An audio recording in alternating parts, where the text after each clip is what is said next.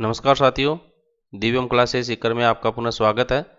चक्रवृद्धि ब्याज की क्लास अपनी चल रही थी, तो पिछली क्लास में हमने देखा था चक्रवृद्धि ब्याज किसे कहते हैं और उस पर आधारित फिर एक सवाल पर अपन ने डिस्कस किया था, जिसके अंदर हमने मिश्र धन और चक्रवृद्धि ब्याज का जो सूत्र होता है उसके अंदर क्या अंतर होता है, इसके बारे में अपन ने डिस्कस किया था। देखिए, मिश्र धन जो होता है उसमें माइनस पी नहीं रहता है और चक्रवृद्धि ब्याज का जो सूत्र होता है उसमें माइनस पी आ जाता है। बाकी आपका मूलधन गुणा 1 प्लस दर बटा 100 की घात टी, ये पी के ऊपर नहीं है, ये ब्रैकेट में जो राशि है उसके ऊपर घात टी है। तो इसको फिर हमने इसके आधार पर हल किया था। इसके साथ ही मैंने आपको बताया था कि मिश्रधन जो है चक्रवृद्धि ब्याज के सवालों में मिश्रधन जो है वो मूलधन प्लस चक्रवृद्धि ब्याज के रूप में है। इसलिए अपने को चक्रवृद्धि ब्याज जो है मूल मिश्रधन माइनस मूलधन के रूप में प्राप्त होता है। इसलिए हम चक्रवृद्धि ब्याज के सूत्र में मिश्रधन में से मूलधन माइनस कर देते हैं और मिश्रधन का जो सूत्र है वो क्या है, मूलधन गुणा 1 प्लस दर बटा 100 की घात टी, यानी कि समय। इसको आप स्मॉल टी या कैपिटल टी जो भी लिखना चाहते हैं वो लिख सकते हैं। अब आज अपन अगले प्रकार के सवाल पर डिस्कस करते हैं। देखिएगा, अपना अगला सवाल है, रुपये 6,000 का 10% चक्रवृद्धि ब्याज की दर से 2 सही 1/2 2 सही 1/2 वर्ष का चक्रवृद्धि ब्याज बताओ। आपको देखो मूलधन दिया गया है, मूलधन आपका कितना है, सबसे पहले तो जो दिया गया है सवाल में वो लिख लीजिएगा आप, 6,000 रुपये। आपको दर दी गई है 10%, आपको समय दिया गया है यानी कि टी दिया गया है, वो 2 सही 1/2 वर्ष के रूप में यानी कि 2.5 वर्ष के रूप में दिया गया है। आपको क्या बताना है, चक्रवृद्धि ब्याज बताना है। देखिए, यहां पर अंतर करना आपको, एक तो आपको पूछा जाए चक्रवृद्धि ब्याज और एक मिश्रधन। तो ब्याज जब पूछा जाता है तो मिश्रधन का जो सूत्र है उसमें से आपको मूलधन माइनस करना है, और जब ये पूछा जाता है तो आपको डायरेक्ट 1 प्लस आर बटा 100 की घात टी, ये सूत्र अप्लाई करना है। मिश्रधन का ये सूत्र होता है, ब्याज पूछा जाता है तो मूलधन माइनस करना है। बार बार रिपीट कर रहा हूं, चक्रवृद्धि ब्याज पूछा जाता है तो उसमें से मिश्रधन का जो सूत्र है मूलधन गुणा 1 प्लस दर बटा 100 की घात टी, ये इसका जो भी मान आएगा उसमें से अपने को पी माइनस करना है, तब कहीं जाकर अपने को चक्रवृद्धि ब्याज प्राप्त होगा। तो अब देखो, चक्रवृद्धि ब्याज का सूत्र अपन लिख लेते हैं साइक्लिक इंटरेस्ट का, मूलधन गुणा 1 प्लस दर बटा 100 की घात टी। ब्याज का सूत्र पूछ रहा है इसलिए ब्याज क्या है, मिश्रधन माइनस मूलधन, तो माइनस अपन इसमें से मूलधन करेंगे। अब इसको आप देखो क्या है, दूसरा तरीका ये भी है, पी देखो ये दो पद है, इसमें से पी कॉमन ले सकते हैं, तो ये पी बाहर आ जाएगा, तो 1 प्लस आर बटा 100 की घात टी माइनस 1 बचेगा यहाँ पर। तो ये तो आपके सवाल को हल करने के कितने तरीके आप अपनाते हैं उस पर डिपेंड करता है। बाकी मैं इसको इसी तरीके से लेकर चलूंगा। तो देखिए, इसके अंदर अपन मान रखते हैं, तो सी आई बराबर 6,000 गुणा 1 प्लस दर आपकी देखो 10% दे रखी है बटा 100 और इसकी घात 2 सही 1/2, समय जितना है उतना अपने को लिखना है। अच्छा देखो, मुझे एक बात बताइए, डाइवर्स को क्या मैं ऐसे लिख सकता हूँ क्या, 1 प्लस 1 प्लस 1/2, तो एक और एक तो जोड़ के 2 गया, 2 में आधा जोड़ देंगे तो 2.5 वापस हो जाएगा। तो इस रूप में लिख सकते हैं ना, तो इस रूप में लिख सकते हैं। तो मुझे एक बात बताइए, ये 1 प्लस 10/100 तो 110/100 हो गया, हो जाएगा। 100 लघुत्तम लेंगे, तो मैंने बताया था 10 को आप यहाँ 1 न मान के 100 मानो तो 110/100 हो जाता है, क्योंकि लघुत्तम लेकर अपन जब सरल करेंगे तो इधर लघुत्तम आएगा 100, 1 का भाग देंगे 100 में 100 बार, 100 को 1 से गुणा करेंगे तो 100, और फिर इसके लिए 100 का 100 में भाग देंगे एक बार, 10 को 1 से गुणा करेंगे तो 1, तो 110/100 यहाँ पर हो जाता है। तो इसको मैं ऐसे लिख सकता हूँ। देखिए, छोटी छोटी चीजें मैं सारी बता के चलूंगा आपको, नहीं समझ में आने लायक सवाल में कुछ भी नहीं छोड़ूंगा।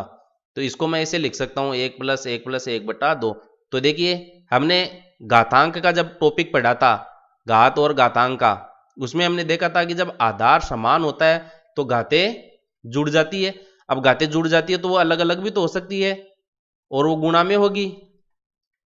ये लो, ये इसकी एक ही घात एक, एक ही घात एक, एक ही घात 1/2। यहाँ पर एक का मान अपन कितना मान के चले, 110/100, 110/100, और फिर 110/100 की घात 1/2, 2। ठीक है, इस तरीके से अपन इसको लिख सकते हैं। तो देखिए यह आपका CI हो गया। चक्रवृद्धि ब्याज ज्ञात करना है तो माइनस का 6000 और लिखेंगे, गलती नहीं करनी है। तो ये हो गया आपका 6000 गुणा 110/100 गुणा 110/100। अब देखो यहां पर 110/100 की घात 1/2 है। ठीक है, एक तरीके से तो ये इसका क्या हो गया है, वर्गमूल। लेकिन इसको अपन एक अलग तरीके से सोचते हैं।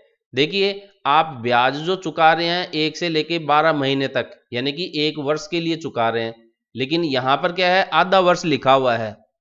कितना लिखा हुआ है, आधा वर्ष लिखा हुआ है। ठीक है ना, कितना लिखा हुआ है, आधा वर्ष लिखा हुआ है।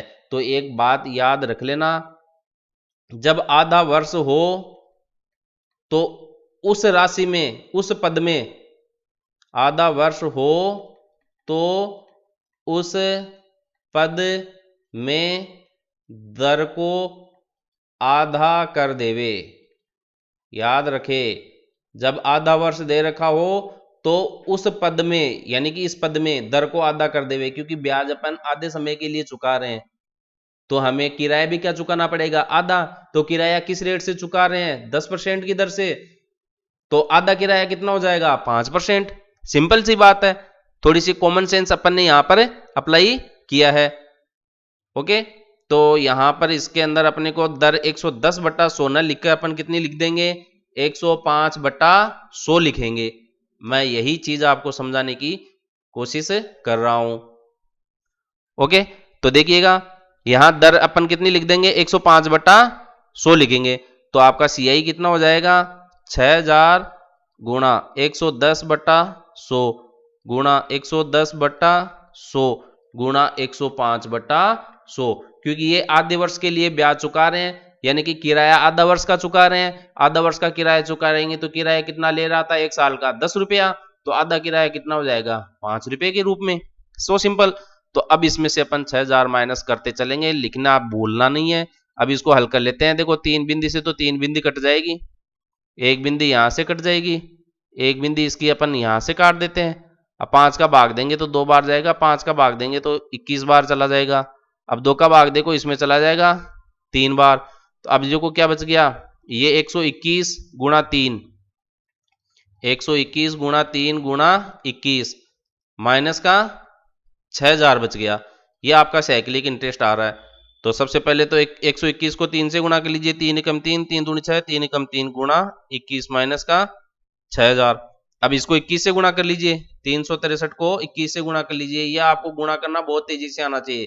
3 दूनी 6, 6 दूनी 12, 3 दूनी 6 1 7, 3 6 दूनी 12, 3 2 5 1 6, 7623, 7623 माइनस का 6000। अब 6000 7000 तो 1623 अपना उत्तर आ गया, ये CI, ये आंसर हो गया। तो अपने को कुल कितना चक्रवर्ती ब्याज चुकाना पड़ेगा डाइवर्स के लिए, 1623 रुपया। ये अपना आंसर हो गया है। तो देखो सवाल इसके अंदर आपको बड़ा लग जरूर रहा होगा, लेकिन ये अभी मैंने आपको समझाया है, तो समझाने के हिसाब से आपको हो सकता है थोड़ा लंबा लगे, लेकिन लंबा सवाल है नहीं है। अगर आप अभ्यास करेंगे, करना ही है अभ्यास, अगर का कोई मतलब ही नहीं है। अभ्यास कीजिए, इन सवालों को आप अधिक से अधिक, बहुत अधिक संख्या में निकालिएगा, ताकि इसके अंदर जो कैलकुलेशन है वो सरल ब्याज की तुलना में थोड़ी सी लंबी है, कठिन नहीं है, कैलकुलेशन थोड़ी लंबी है। जोड़ बाकी गुणा भाग ये देखिए पूरा, और कुछ भी नहीं है नई चीज यहां पर, केवल आपको जोड़ बाकी गुणा भाग करना आना चाहिए गणित के अंदर। बाकी चीज वो की वही है, एक सूत्र है और इसके बाद में पूरा जोड़ बाकी गुणा भाग हो रहा है। देखो तो एक सूत्र तो आप याद कर सकते हो, एक सूत्र तो एक लाइन में लिखा गया है, लेकिन फिर बाकी की जो कैलकुलेशन देखो पूरे पेज में हो रही है। बाकी की पूरी कैलकुलेशन क्या है, पूरे पेज में हो रही है, और वो जोड़ बाकी गुणा भाग के रूप में। और जोड़ बाकी गुणा भाग आपको बहुत अच्छी तरीके से आता है, इसका मतलब आपको मैथ भी बहुत अच्छी तरीके से आती है। मानकर चले, समझ कर चले, मन के हारे हार है, मन के जीते जीत, धीरे धीरे रे मना धीरे सब कुछ होए, माली सींचे सो घड़ा रीतु आए फल होए। तो बने रहिए, सीखते रहिए, practice more and more, math is a. चलिए, धन्यवाद।